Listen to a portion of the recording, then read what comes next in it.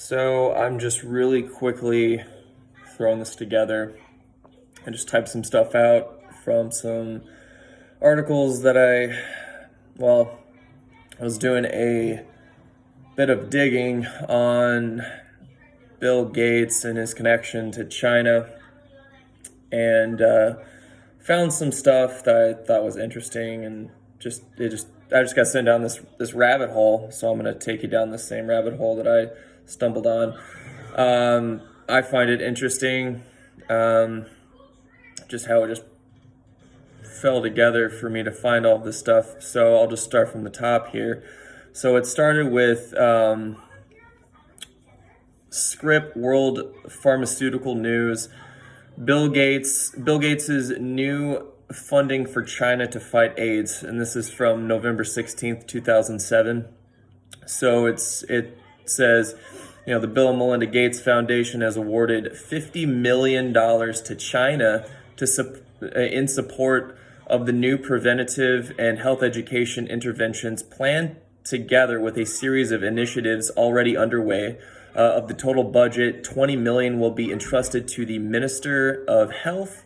The remainder will be paid to local, national, and foreign non-governmental organizations that will receive assistance and support from the foundation's new technical administrative office set up in Beijing in May of this year, so in 2007, and who in July appointed Dr. Ray Yip, AIDS expert and former director of the Chinese office of the American Centers for Disease Control and Prevention. So apparently there is a Chinese office for the American CDC. Didn't know that. And then I decided to search Dr. Ray Yip and quickly found his LinkedIn profile. And so went to his LinkedIn profile, and under his education section, it states Center for Disease Control and Prevention, Epidemic Intelligence Service, Epidemiology and Public Health, and from 1985 to 1987. And then in Dr. Yip's experience section, he was the Chief of Health and Nutrition for UNICEF from 1996 to 2003. And then from 2003 to 2007, he was the Director of China's office for the CDC. And then from 2007 to 2015, he worked as the director of the China program for the Bill and Melinda Gates Foundation. Then from 2015 to the present, he is now the special advisor and the special advisor of China relations for Bill Gates. Bill Gates's cryptic company that he came out with back during the financial crisis of 2008 called BGC3.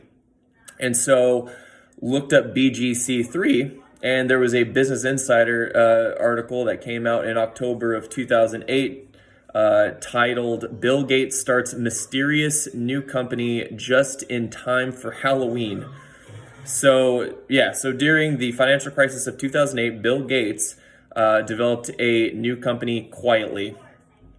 And so public documents describe the new Gates entity, BGC3 LLC, as a think tank.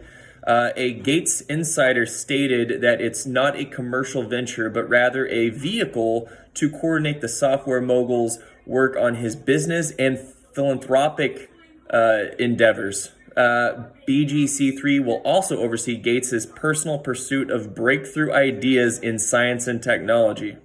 Personal pursuit, eh? Got a lot of those. And the insider said that the goal isn't necessarily to create new companies. No, to take them all over, to destroy them. Although ideas could be passed along to Microsft Corp., the Bill and Melinda Gates Foundation, or others. And so records show that the company was originally called Carillon Holdings, so CARILLON Holdings. Ooh, I don't know if I'm pronouncing that correctly, but I don't care. Which was established March 2008. Then formally changed its name to BGC3 in early July, 10 days after Gates left his full-time job left his full-time job at Microsoft, the company that he built into an industry giant. However, he remained the chairman and continued to work part-time on projects. So during that time, when he was being secretive about this company, he moved away from Microsoft, but he still remained the chairman. So he made a big move there. Kind of funny. Now he left Microsoft to focus on his philanthropic endeavors. Thought that was very interesting. So federal trademark filings provide more clues describing BGC3 as a think tank under a generic trademark classification that corresponds broadly to areas including scientific and technological services and industry analysis and research and design and development of computer hardware and software. And then in November of 2019, before this crazy virus stuff, Microsoft, Baker Hughes, and C3.ai announced an alliance to accelerate digital transformation of the energy industry. Interesting. He's in the technology and he's done great. He's not great things. He's greatly impacted, for better or for worse, the technology industry, and then also the healthcare industry, and now the energy industry. Interestingly enough, all these things that have huge impacts on our lives.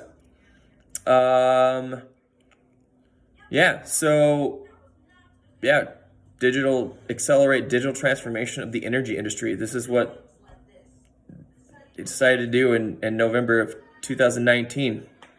I don't know when he stepped down from Microsoft. I don't know if it was before or after that. I should look into that. So their alliance is to bring enterprise artificial intelligence, AI solutions to the energy industry on Microsoft Azure, Azure. Not sure if I'm pronouncing that correctly or not, but I don't care. An industry-leading cloud computing platform. And then there is a quote that says, Shell supports the aim of this strategic alliance to improve efficiencies, increase safety, and reduce environmental impact through digital transformation, aligning seamlessly with our goals and ambitions, said Jay Krotz, Shell Group CIO. He continues by saying, Baker Hughes is our long-standing and valued partners in oil field services and software development, and we use the C3.ai platform on Microsoft Azure to accelerate digital transformation across our business, helping to improve overall operations. The new technologies being developed will be critical as we all need to work together to reduce the net carbon footprint, going into the environmental stuff here, the net carbon footprint of the products and solutions that we put into society. The industry is adopting technologies that help manage the challenges and opportunities associated with the energy transition. The AI solutions offered through Baker Hughes and C3.ai deliver insights that can reduce risk and improve performance for operators as they navigate this transition, said Lorenzo Simonelli, the chairman and CEO of Baker Hughes.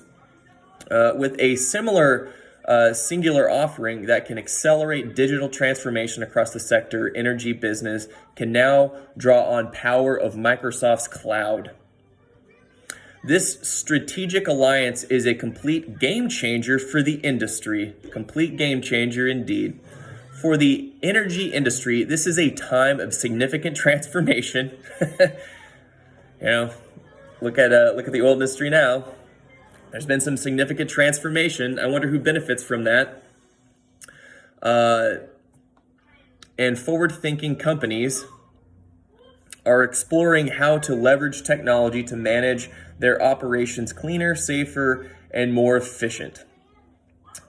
So who is Baker Hughes? That is a good question. So I decided to searched them out.